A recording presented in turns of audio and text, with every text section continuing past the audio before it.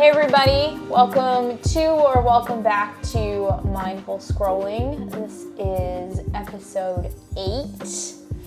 Can't believe we've gotten this far. That makes this officially 2 months since the podcast was started. That's crazy. So today we are putting out another late episode. I promise that is not going to be normal. It's just been a weird couple of weeks with traveling and different things that we have done recently, but we will be getting back to posting on Wednesdays after this one gets up. So it's going to be a little bit weird trying to do morning and weekly moments because it hasn't quite been a week since I recorded the last episode, but we'll do our best. So it seemed like you guys enjoyed having Philip on the podcast 2 weeks ago for episode 6. If you have not caught that episode yet, please go ahead and give it a listen. I think it's a really fun introduction kind of to us and our dynamic and relationship, how we met, things like that. So I have brought Philip back. Philip? Hi. Yo, what up? Just to have another chat today. And we've kind of loosely discussed what we'll be talking about, but per usual Michaela style. We're a couple of sailors. We just go where the wind takes us. Exactly. We're kind of just going to wing it. So I'm going to quickly try to tap into our weekly and morning moments. I really don't have very many this week. You're going to have to tap a little harder. Oh, gosh. Okay, so morning moment.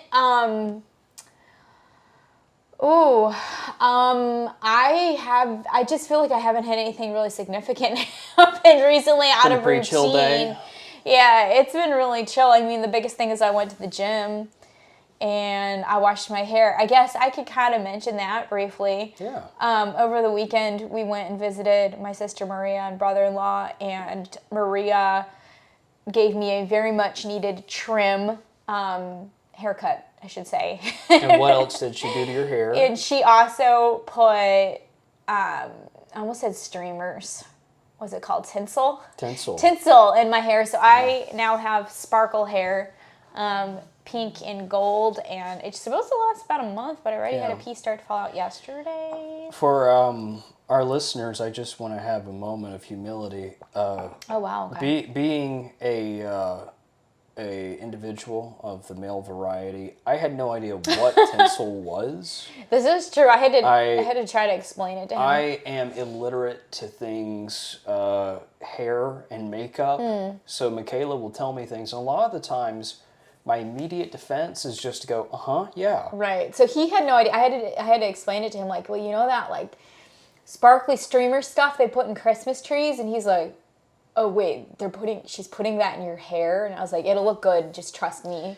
Well, that totally at first it makes sense to me because I'm thinking like, well, that stuff is just plastic, so it is. So it's going to heat up and it's probably going to burn like way more easily than it's been hair, totally fine. But I guess not. I have to be a little bit more careful when I'm like brushing or combing my hair out because of the little beads, because I don't want to pull them out. But my sister Maria just recently graduated cosmetology school, so plug for Maria, and I will go Maria. I will link her Instagram page in the show notes. But so I guess back to like my morning moment. This was my first hair wash since getting my hair done, and then I also used a blue shampoo for like a toner because it was looking really brassy. So I was kind of worried that maybe the shampoo hadn't stuck and that my hair was going to go back to looking like that weird brassy color, and it was fine. So highlight of my day, I suppose. Do you have anything that happened this morning, Philip, that you'd like to share? Yeah, it's been a pretty chill day. Work from home day. Yeah, a good work from home day. I just got through with a really, really tumultuous set of due dates for stuff. Really, the past 2 weeks have just been slammed. So this week has kind of been a little bit of, the center of the storm. Things are calm for now, so I'm hoping that continues. Anything that you've read recently in the Bible or anything you've prayed about that has impacted your week thus far?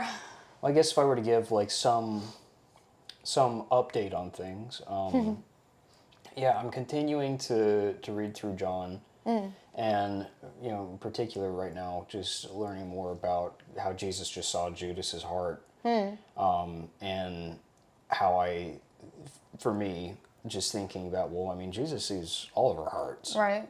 So I mean, he saw Judas for what he was, and I mean,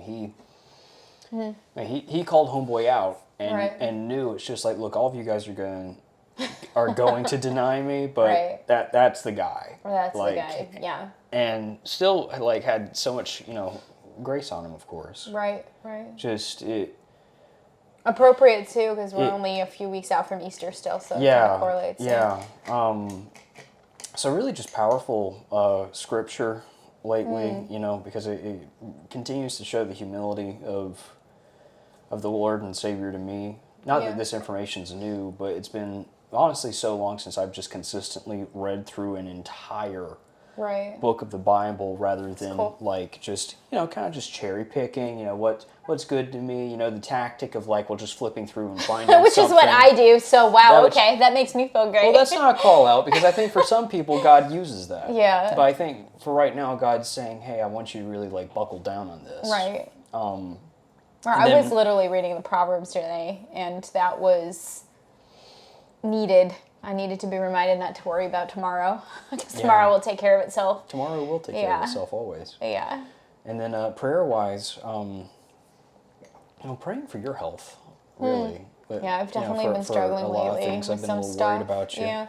But we're on the up and up, I think. Yeah, I think we're looking up. Oh, I know what to talk about for my obsession. I've got 2 of them obsessions this week. All right, let's get into it. Well, I think first, let's do drink of the week, and then I'll do obsession of the week. So we are actually both drinking something right now. You may have heard me mixing mine a couple of times, the ice in my cup.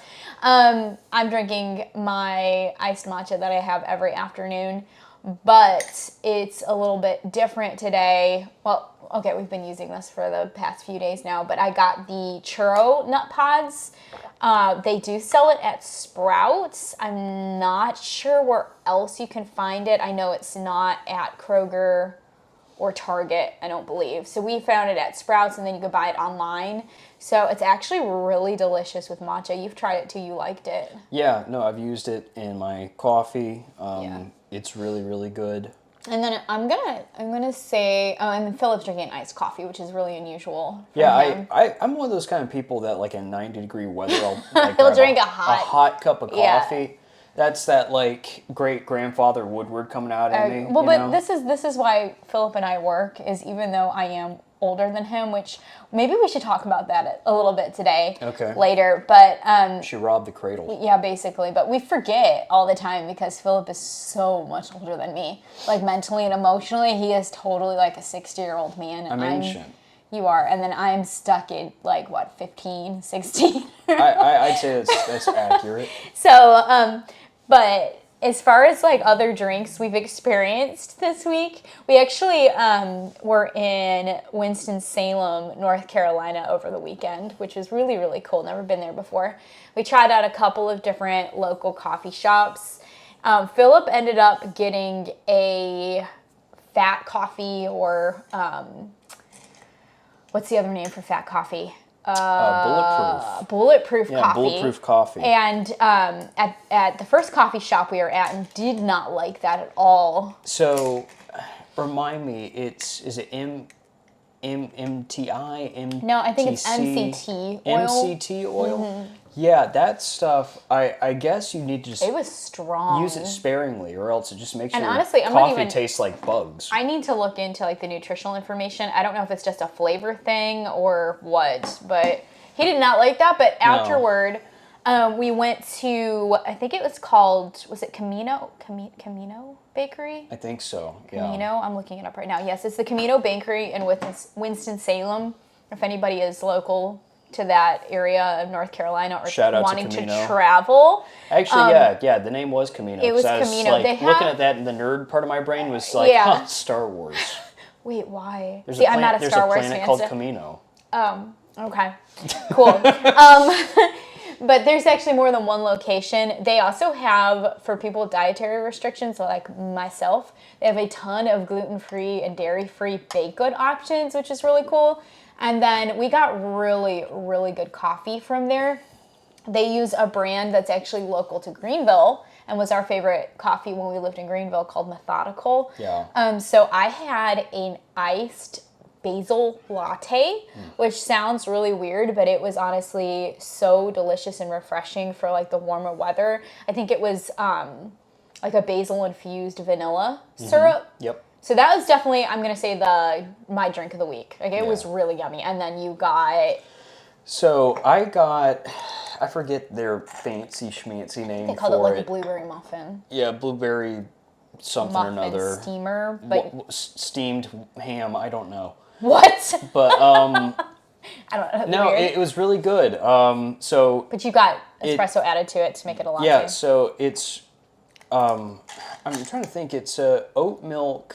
So a steamer is just chamomile milk with syrup infused.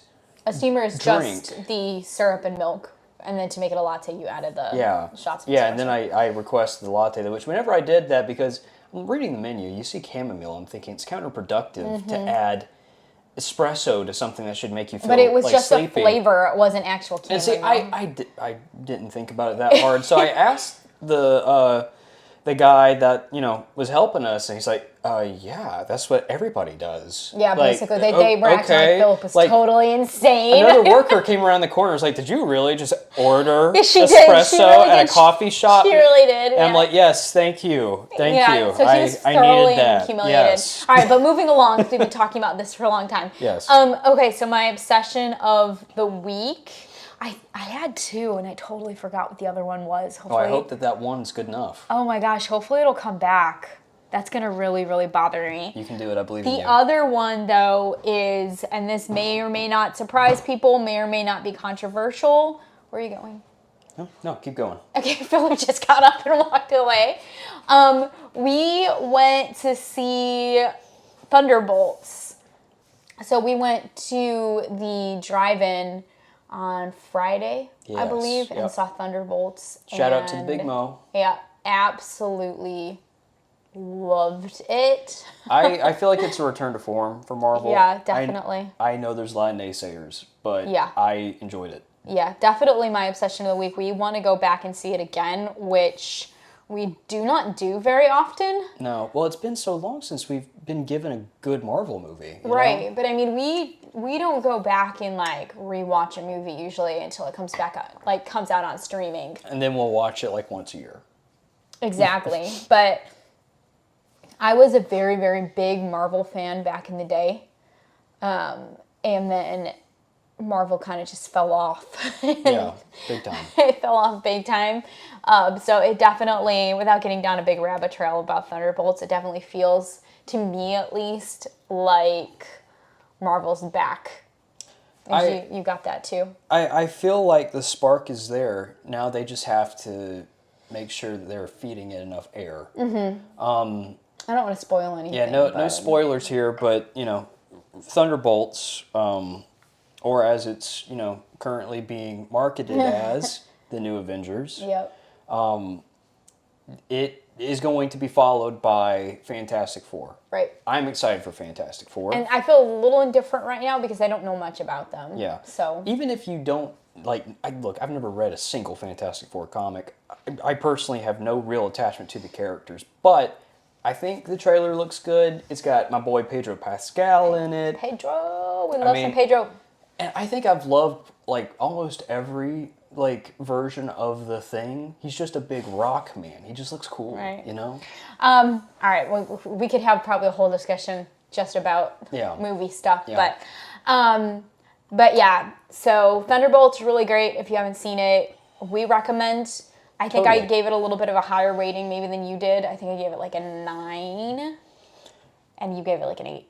I think I gave it a solid 8. Yeah. The second viewing, I don't know where I'm going to land. I think I'm going to still like it. I mean, I'm still going to like it, but Bob. That's all you have to know is Bob. Bob. I'm not going to tell you about Bob, but know that there's a Bob, and you too will like him. Okay, and then last but not least, book of the week, or read of the week.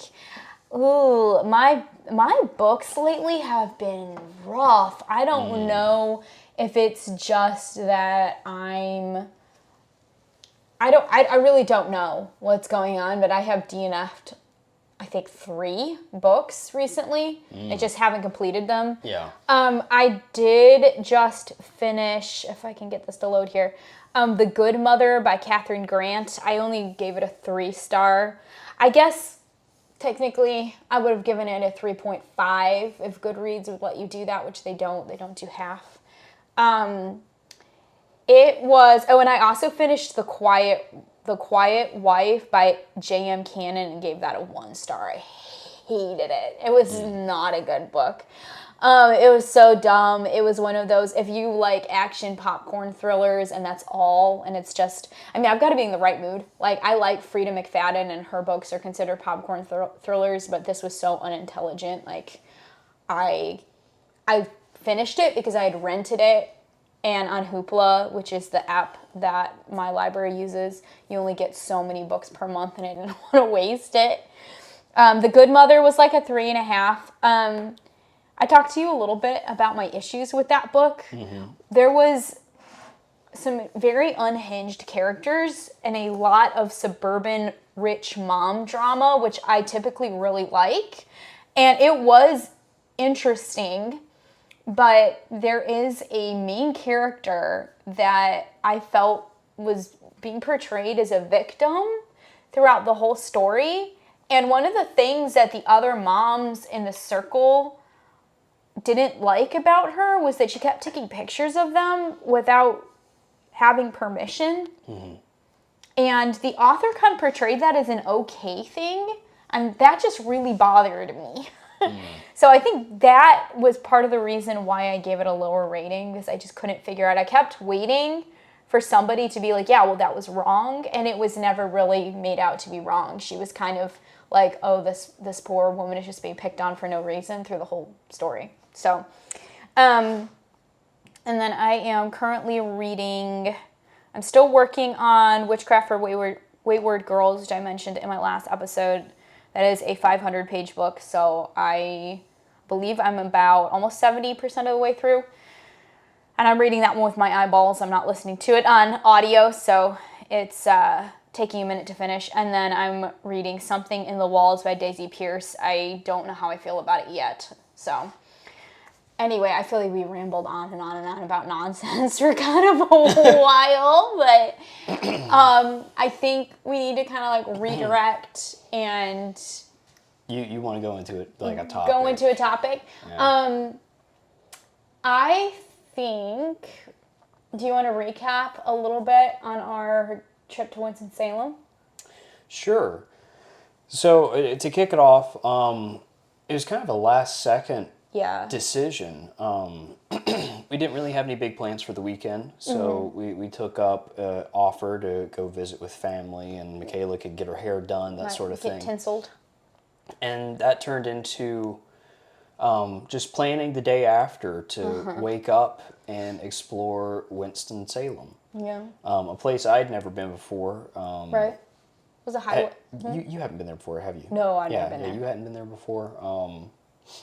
And our wonderful, beautiful family, Maria and Blake. Yeah. They have. Right. And it was just such a great time. Actually, I don't think they'd ever been downtown before. So there was something new for everybody, put it that way. What was a highlight for you? Oh, there are some really good thrift stores down there. Vintage stores, yeah. I tell you what, if I can get a good cup of coffee, a good burger, and then if I can find like some cool like vintage, stuff that makes me feel like I can reconnect to like my 90s roots. Even though we didn't end up actually buying anything at either of those stores, but still, it was super cool. One place had this whole like everything in the store was $20. And I am having major regrets over not getting one of those. There were like probably 6 or 7 vintage like definitely 1980s, 1990s Disney World sweatshirts, and I am kicking myself. The main reason why I didn't get one is I think the smallest was still like an extra large. So, and then there were like a bunch of like 4X, 2X. So I was swimming in them. I still regret not getting one though, because like I could have worn it around the house, like, and it would have still been like an authentic, like vintage piece of Disney merch from the parks. So yeah, so kicking myself over that. Yeah. But I found this really ugly windbreaker that just spoke to me. It was and cool, I didn't grab though. it. I looking back, I should have. If we ever do like a video form of the podcast, I could see just that right there kind of encapsulating a lot of my personality. Okay. So earlier today and yesterday when we talked about getting Philip back on the pod, we discussed a little bit about what our topic was going to be. And, you know, the last conversation, we talked a bit about, you know, how we met, some of our tips for marriage over 2.5 years of now being married. And we just hit our 4-year anniversary of knowing each other last week. So we have officially been together now for 4 years. Yeah. And something that Philip brought up that I thought was actually a pretty interesting thing to discuss is how we support each other in our relationship. I got some good ideas. Yeah, so I'm going to go ahead and let you kind of lead on that a little bit since you wanted to talk about it. Okay. Well, I'll just intro into it. How do I support Michaela? How does Michaela support me?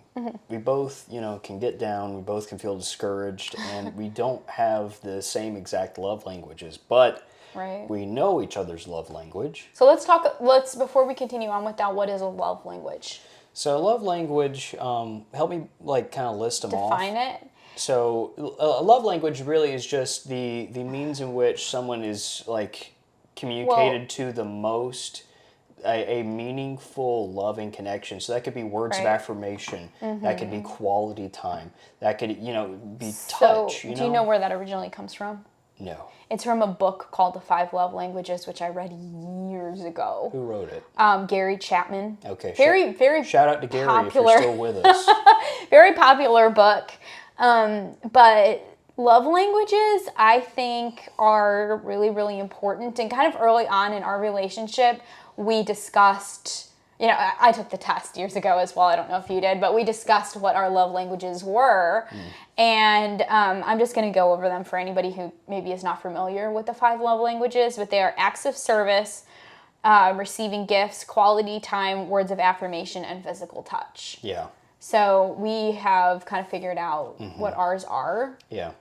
I mean, for Michaela, a huge component to whenever she's low, it's not so much, you know, physical touch, it's words of affirmation. You need to be, you know, graced with language that makes you feel like you can do it, you can accomplish this. And I will literally tell you, like, I need encouragement right now. Can you please tell me this is okay? And then I would say that, you know, minor, you know, times of discouragement are just, you know, you're low, like you're just a quality time person. Yeah. You know, you enjoy having time with people. And I do think my third would be physical touch, but it's probably on like the bottom tier for me. I would say it's the least. Yeah. And then I'm not a gifts. I don't receive love through gifts or acts of service, which is really interesting because Philip, I think one of his top one actually is acts of service. I would say if I had to have a third, it was probably that. Yeah. And that was, not to cut you off. Were you about to say something? No, go ahead. It's actually super interesting for me because when I was younger, acts of service, because I could not and still have a hard time relating to it, but I could not relate to it at all. As a child, I used to butt heads a lot with my mom because she's definitely very much an acts of service. Like that is her love language, and I didn't understand it. And when I got older and I started discovering the love languages and really understanding like how to implement them, even if they were love languages that I couldn't relate to, it completely changed my relationship with my mom. It, like, in a really good way. Yeah. And so Philip, one of his main ways of receiving love is acts of service. So it could be as simple as me making him a cup of coffee in the morning, or like a couple of extra eggs when I'm like making breakfast, and that just completely sets his day up for the best possible outcome. Do you agree with that? I would say so. That's it. Like, it's definitely a second or third place. Yeah. For me. And then I would say your other two are definitely quality time and physical touch. Physical touch. Well, no, I'm going to actually change that. I'm going to say words of affirmation. I would say, yeah, more so words of affirmation. But we both enjoy physical touch as well. But I'm also that person that, like, Definitely quality time. That's the thing, and I'm not gonna like go down a rabbit trail here, but I definitely have traits of this, but there's also a lot of that stuff that I don't feel like I particularly need.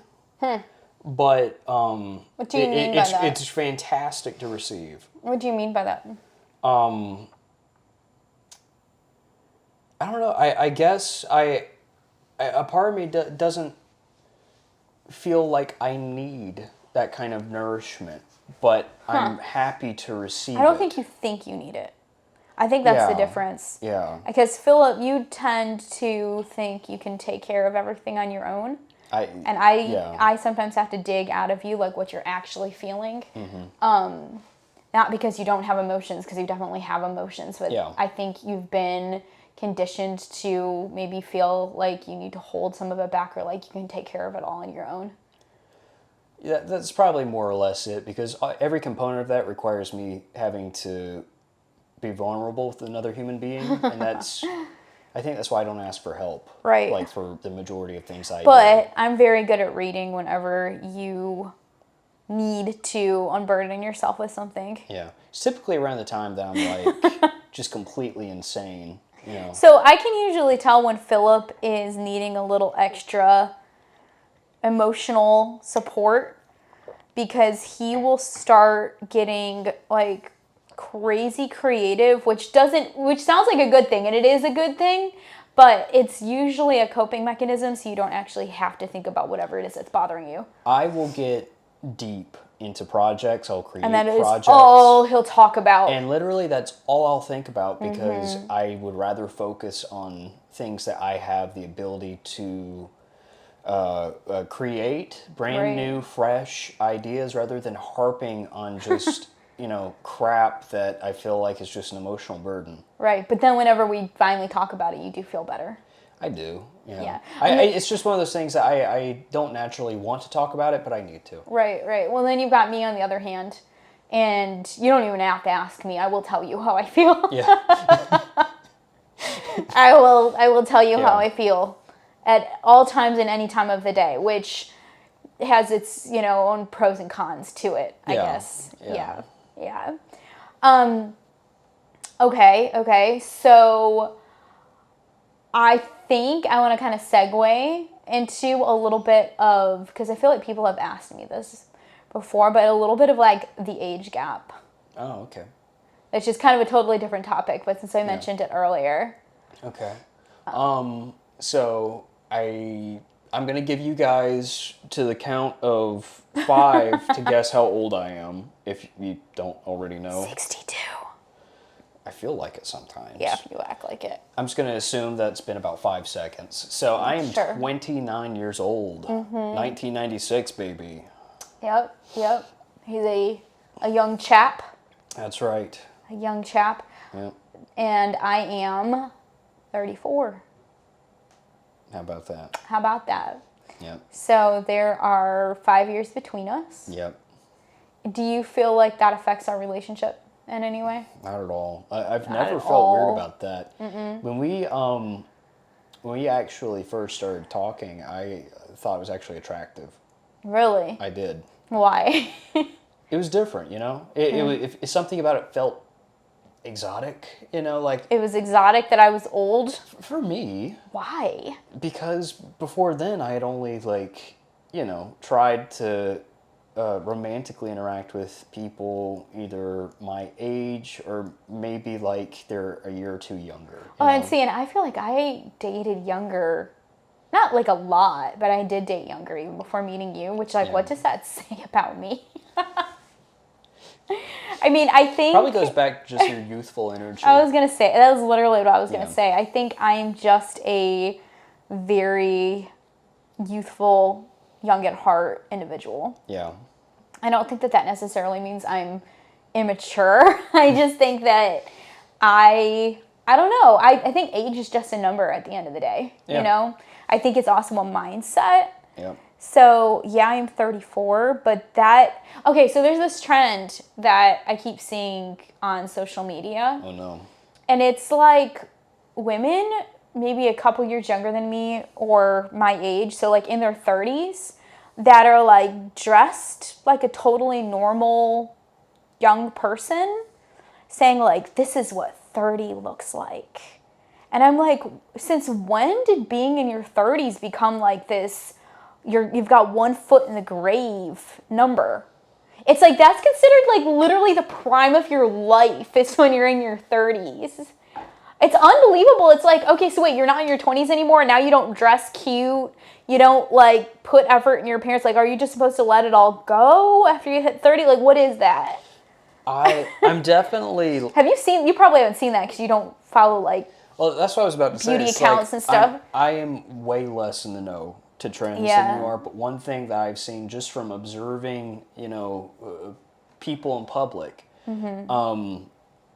all men dress either way too old for their age or way too young, or in a way that's just very gender ambiguous. Is that a word? Ambiguous? See, this is what I'm saying. He's way smarter and way like more... I might be mispronouncing that. Well versed than I am in many things. Let's just say fluid. We'll just call it fluid. That makes more sense, yeah. And to me, I just feel like all three of those are inappropriate for someone my age. Interesting. Yeah. So that's confusing. You can't really tell how old dudes are because dudes in their 30s don't look like their dads in their 30s. They still look like babies, you know? I don't know. I feel like people are aging faster now, though. Like, I've seen high schoolers that I think are like 28 years old. I don't know if people are just looking, like if it's genetics, like, or what we're eating or what, that people are looking older. I thought of my other obsession. It literally just came to me. Okay, we're going to break topic real quick to complete the obsession. Let's CMOS. go. CMOS, yes. CMOS. I started taking CMOS this week. Sweet baby iodine. Yes. Oh my gosh, I just needed to shout that out because, I mean, Thunderbolts was great. CMOS, though, that's the true obsession. I'll get into it at a different point, not to, like, mess up our topic too much, but there are so many health benefits, and I've already seen some of them. So that was the other one. That was great. Okay, glad I thought about that. Back to topic. Yes. So from me, so that's me observing like the male trends. Right. The female trends, it's younger women dressing older, like kind of like cottage core, Pinocchio collar. Is that older? Stuff. I mean, it looks like some like it's just vintage. Little House on the Prairie, like grandma stuff. But then you have older women that are wearing really like revealing, inappropriate stuff that you could see someone in their mid-20s, 30s. That's fair. Dressing. So there's an inversion there. All around, I would just say it's an identity crisis in the fashion world, regardless what gender you are. I just reject this idea that you hit your 30s and you just become a fuddy-duddy. Like you're in your 30s and you don't have fun anymore. You don't go out and do stuff. Yeah. You don't dress or behave in a youthful way. Like, what is that? I mean, okay, I realize we don't have kids yet, but even if I had a child right now, I don't think that would slow me down much at all. Let me ask this. Okay. Being, who we are and having our own styles and stuff, if we had a child, let's just start with a girl. Sure. How would you dress her? Like, how would I dress? Yeah, how would you dress, let's just say Sunny? Okay. I mean, she would be like super, super girly girl. Okay, so like dresses. Oh my gosh, yeah. Pink, frills, lace, bows. I mean, like as cutie, like girly girl as possible. I got you. Yeah. No, Are you on board with that? I think I'm on board with that. Okay. I think I would incorporate just a tiny bit of tomboy in there, like, like cutie little, like, overalls, On a baby? Yeah. I don't know. I'd have to pray about that one. You have to pray about overalls? Yeah, maybe a toddler. I don't know about like a baby. Are we talking like... I'm not talking about like, infant. I'm talking about like, they're walking around. Okay, yeah. Overalls are cute. I don't think that's tomboy though. Do you think overalls are tomboy? I wear overalls all the time. I'm not a... I feel like overalls are a symbol of tomboy stuff. So do you think I'm a tomboy? No, I just think that's a classical symbol. I don't think that they are inherently tomboy. Okay. Yeah. Interesting. Okay. But no, I agree with that for the most part. What about boy? I mean, he would just be like a cute little man. Cute little man? I think I would dress him like, early 1900s, like, Irish farmer. That always is, that's a good look for babies, though. Yeah. It works. Yeah. Little suspenders, little corduroy pants. Like, I'd open up, like, a bank account for him and everything. So right. Yeah. So he has his own business and everything. Right. Obviously. Gotta set that boy up right. But anyway, yeah, so the, the age gap, I mean, it's not something that we think about. I mean, it'll come up occasionally more as, like, a joke than anything else if it comes up. But the only reason I'm talking about it is because I have had people react in a way that is really surprising to me. Whenever I was at my job that I quit back in December, which, thank you, Jesus, I don't work there anymore. Yes, thank you. That was like something, I mean, obviously we're talking about like boomer era women, but like absolutely vast majority of the company and its clientele. Could not believe that I was 5 years older than you. That was just like the weirdest thing to them. I mean, and it's not weird for you because like your mom's older than your dad, so yeah, it's kind of hereditary. My parents are in the same situation. Your parents were in the same situation. Well, but my dad's older than my mom, though. But there's still more of an age gap. There's an age gap, right, with both parents. Yeah, definitely. So yeah, it hasn't affected us at all. If anything, I think that Philip tends to be the more level-headed of the two of us. So he always jokes that he's like way older than me anyway. Yeah. I think kind of like on that topic. So we're talking about supporting each other. Mm-hmm. I think that we can briefly touch on like budgeting and finances as an area of support. Yeah.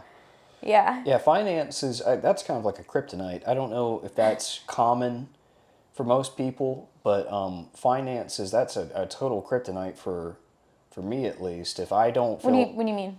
So I feel like finances, if it's not handled to a degree that, it's understood, mm-hmm. Like there's actually like a grasp of like how money's moving and stuff. Right. Then I get stressed about it, and it totally sets me up for failure. You've seen that. I've gone through periods of that, and I've gotten better at it. I, made Excel sheets. I've studied it to the point of where it's not an issue, and you were with me all the way, and mm-hmm. now, I don't worry so much about it. And it wasn't always that way, though. It was something that we had to learn in our marriage, and I would go so far as to say it was one of the most difficult things that we learned was... Philip is drinking his coffee. I finished my coffee.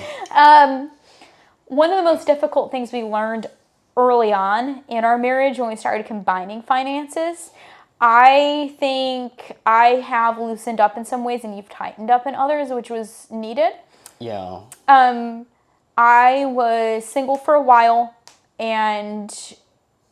obviously working and making a way for myself for a while. So I had a pretty decent, like, savings put away. Not to get, like, too personal or anything, but I came into the marriage with some assets. Yeah. And it was really interesting just all of a sudden realizing that, oh, okay, this isn't just mine anymore. This is ours. Yeah. And how do we use this in a way that is beneficial to us both and makes us both comfortable? Yes. Yeah, because I would say that my major contribution was just having a career that could continue to bolster that savings. Definitely. I was not a great saver, but a big part of that too, I was renting a place. You were in a little bit of a different situation than me. Yeah, I was renting a place, which, I mean, it was like average rent. I mean, it was like $1,100. But you didn't have roommates to help with rent or Yeah, I anything didn't have like that, roommates, nothing like that. which I always did. I was always on top of my bills and everything, and by Yeah. the end of it, like, I had I had enough to maybe treat myself, but I wasn't thinking, oh, let me try and throw away $50. Instead, if I ever tried to do that, I would find, and it was just a bad habit I had to break, I'd find some way to justify pulling it out and using it. And when I say I've gotten looser and you've gotten tighter in some ways, I feel like when we first got married, we were both really stressed about money. Yeah. And I still have a tendency to do this sometimes, but because I was that really strict saver, I would take out just what I felt like I needed for the week, and I would put everything else into savings. Yeah. Genius, by the way. I mean, it worked. Yeah. But it got to the point, after you and I were actually married, not so much when we were dating, because we were going out all the time, and you paid for a lot of stuff, obviously, because we were traditional and you were the man in the relationship. But after we got married, it got to the point where I was I don't want to spend anything. Mm-hmm. And then you have kind of been this influence in my life of, well, you also have to live a little bit and have fun. Yeah, I have pulled back, but Right. I still hold my values of, but what's the point? Right. Of save every penny if there's not some degree of comfort that comes from that. Exactly. And you only live once, so that doesn't mean you're irresponsible with the money you're working for. Well, that's why you either use it on experiences, stuff that you're not going to be disappointed with, or you use it on investments, things that you're going to keep and that's going to grow over time. Rather, if that's a good piece of furniture, maybe it's an actual investment opportunity. Well, and that makes me think of one of the biggest things that we've learned, because we love to travel, and we travel often, is to spend money on good accommodations. We have that could be an episode unto itself. Oh my gosh, we have had terrible travel stays. I think we should just quickly tell the story about when we were in Savannah. Oh gosh. Just real quick. Okay, so no shade to the owners of that particular I doubt B&B, they'll ever listen to this though. But we went to Savannah. First time ever in Savannah, Georgia ever. for either of us. And it was an anniversary trip. 1 year? Was that our 1 year? It was. That was our 1 year, yeah. And everywhere in Savannah was either booked up or just so expensive. I was just being cheap.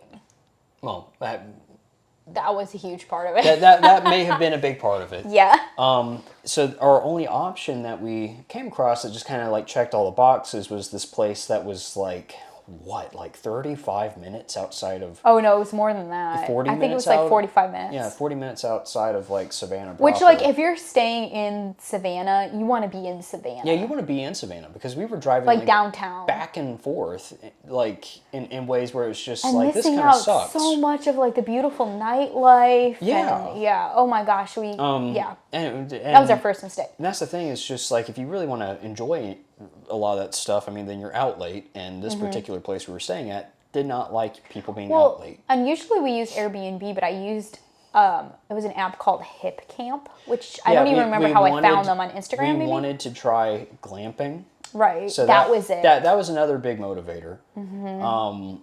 It was not glamping though. It was something else. Yeah, we thought that it was going to be a really awesome glamping experience, but it just wasn't comfortable.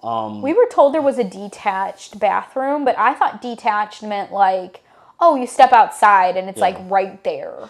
Let me put it to you like this. It's not fun in the middle of the night if someone needs to pee to walk across a yard that has, full of holes and stuff. From chickens. From chickens, scratching up the yard. Scratching up stuff and dogs. Yeah.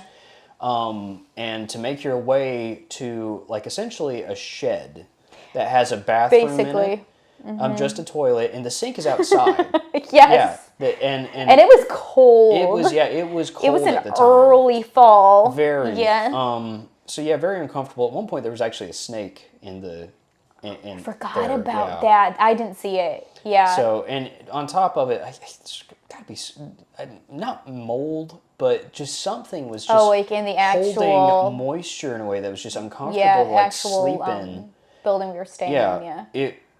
It was advertised as a tiny house, and it was basically just a refurbished shed. Now, all that to say, I mean, look, there was definitely some very pretty stuff there. No, we still had an amazing time on that trip. Oh no, I'm still talking about the B&B, our little glamp stay. Yeah. There was some pretty stuff there, but staying there just no. So it convinced us that we can't cheap out anymore. Since then, and it's funny looking back on it now, it didn't feel funny at the time, but since then we have definitely learned, like, if we're going to stay somewhere, to put out a little bit more. It's okay to spend $300-$400. It's okay. Or more, depending on how long your stay is, whatever. I'm in the camp now. It's just we also need to be in a location that's serving to the purpose of being there. We can't be 45 minutes to an hour outside of the whole reason that we went on the trip. Which is why, because I'm still plugging really, really hard for Disney World this year, we have to stay at one of the resorts because that's the whole experience, and it's a lot nicer than anywhere else you're going to stay. We will see. That is. I'm pushing for it, guys.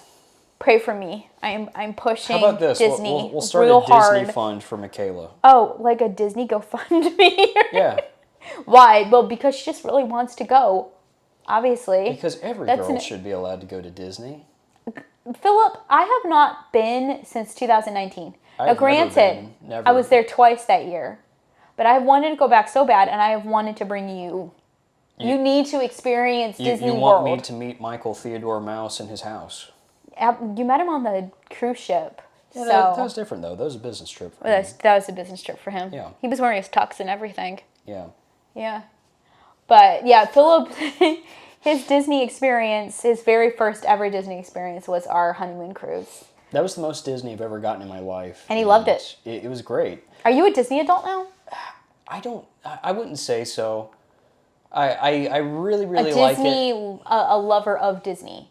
Yes, I'm a Disney appreciator. I will accept that. Look, whenever you step out of your room and the first thing you hear at any time of the day is Phil Collins. Oh my gosh, so good. Like I'm having a great day. The Brother Bear and Tarzan soundtrack was strong on the ship. It was strong. Like, we heard a lot of Disney music that week, but the Phil Collins jams were jamming hard. For those of you that would like to guess my favorite Disney movie is, it is Tarzan. Yes, we both love Tarzan. Yeah, Tarzan is my favorite. Tarzan, it's a good one. It's a good one. It's definitely up there. It's not my favorite of all time, but it's definitely up there, and definitely has one of the better soundtracks. Yep. I think for me, it's still a toss-up, though, between Lion King and Beauty and the Beast for, like, best ever soundtrack. Yeah. I'm going to stay, and it's taken me most of my life to finally admit this. I do think Lion King is better. I love the Beauty and the Beast soundtrack. I think Lion King is better.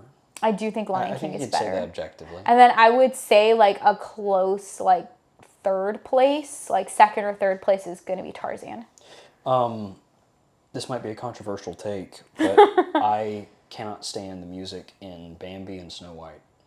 I really don't think that would be that controversial.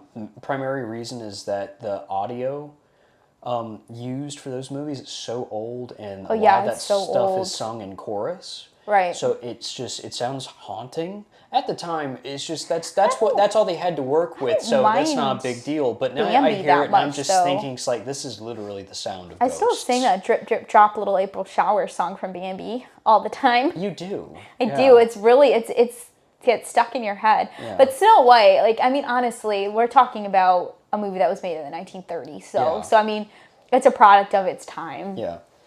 But it's not a stretch anymore to be like, oh, those are ghosts singing that. Right. Yeah. Right. Yeah, literally. Kind of everyone that made that movie's dead. Where would you say, like, Encanto ranks as far as, like, one of the newer films for Encanto. soundtrack? So, because we love us some Lin-Manuel Miranda. Yeah. We love us some Lin. He does a good job. Yeah. I would say Encanto, for me, I personally think Encanto just the soundtrack. The soundtrack is better than, like, the real popular stuff like Frozen. Oh, man, yeah. I know people will, like, go, like, crazy for Right. Frozen, but I think it's better. I agree. I mean, Frozen's just been so overdone. Yeah. Like, it made me almost hate it. Which is too bad because it is a cute movie. I think it was just marketed exceptionally well because it told a princess story in a way that they hadn't before, and a lot of little girls were on board But for let's that. be real. What's way, way better than Frozen and is so underrated? Tangled? Tangled. Yeah. Tangled, I mean, come on. Tangled's so good that I Disney... literally am married to Flynn Rider, guys. Like, that was one of the first things my mom said when I met Philip, is that he looked like Flynn, and he does. The smolder. Mm-hmm. But no, Tangled's so good that Disney stopped the live-action production of it because they knew that they were going to mess it up. I was so scared. I love Florence Pugh. What did they say? Yeah, they I wanted to love cast Florence Pugh, but not as Rapunzel. And Timothy Chalamet. Oh my god! Nobody would have gone to see it. Why is Rat Boy getting cast in damn near everything? Now, a lot of people like Timothy Chalamet, so careful what you say. I like Timothy Chalamet. I do too. But one of my Philip-isms, I refer to people like Timothy Chalamet. Oh dear! Should we talk about this on the podcast? As rat boys. Oh dear! And for some we might need to cut this out. For some reason, rat boys are really, really in. Anyway, keep going.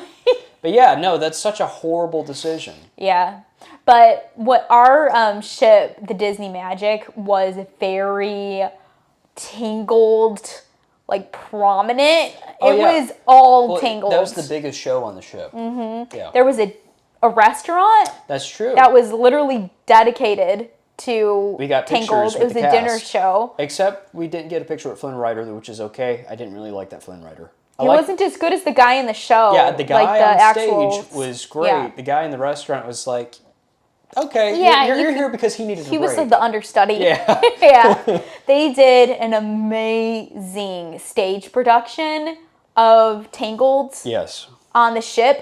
We are talking Broadway quality. Like, this was so good. And I think it's kind of criminal that we don't have a Tangled Broadway show after seeing the production on the ship. It is a shame. I think it would do well. Mm-hmm. I tell you, pretty much every show on that ship was fantastic. Yeah, so there was good. one that was an amalgamation of different Disney stories that was really good. Yeah. Except one of the main characters in it was Peter Pan, who was portrayed by actually pretty buff dude. It was really weird. It's the first time I ever saw Peter Pan not played by a woman. I was going to say, he's always traditionally been portrayed as a woman on Broadway. So seeing that, by a woman. And he's like, jumping around, he's got the tights on and everything, I'm just like... But remember, I'm having to really disassociate. I know. Remember, we got to see them rehearsing when we were walking the ship, earlier that day. That was cool. Well, and whenever they would show movies outside of the ship, like on the top deck, right, on a massive projector. Oh my gosh, so cool! After the day was over with, I actually saw the cast just hanging out. Yeah, just hanging out, and I was walking by and I just told them, hey, you guys did a great job. One of our favorite memories that we talk about all the time. So, our cruise spanned the week of my birthday and Valentine's Day. So it was, and then it was our belated honeymoon all rolled up into one. It was three primary reasons. Yeah, and the night of my birthday, Philip took me to the adults only special restaurant called Paolo's on the ship, and we had, I think, literally the best meal of our entire lives. I've never had a meal as well catered or that just delicious. Well, at Disney, their service, everything, they just go above and beyond. For I sure. would never go on another cruise line after experiencing Disney Cruise. Michaela, as you know, gluten-free, dairy-free, they would make her specialty desserts that tasted better than mine. So good. So we were stuffed ourselves. We had like 4 or 5 courses. It's insane. And then we got briefly in the hot tub afterward. Great way to try and trim that massive waistline. Yeah, exactly. Yeah. And it was a little cooler out, a little chillier that night. I think, was that before or after Cozumel? I think it was before. I think that was before Cozumel. I think Cozumel was maybe the day after. Because that was the first or second night of our trip. So we were it was a sea day. Yeah, that's right. Yeah, because there was about a couple days after that I was still feeling good, and then surprise, I ended up getting contracting like, the worst flu on the ship, and that was on Valentine's Day. Yeah, it was horrible. But after the hot tub, we watched Brother Bear on deck. And so, you're at sea, you're under the open sky, watching like one of our favorite movies. Another like seriously underrated Disney film. Like, we love Brother Bear. Oh, Brother Bear's incredible. Yeah, and that is the memory we talk about the most. Yep. Still, it's just that whole night. Wow. So this was all over the place. No, yeah, I think that is the right way to sum us up. Basically, we both are like unofficially. I am at least self-diagnosed ADHD. We know Philip probably most likely definitely is. Either way, you and I are very familiar with like verbal parkour. We're all over the place. So this, sorry guys if this sounds like a complete chaotic, all over the place mess, but you know what? That's how we roll. Put it this way, if you're tired of bland discussions that just stick to one thing the whole time, well, Absolutely. Welcome to mindful scrolling. We don't do that. Nope.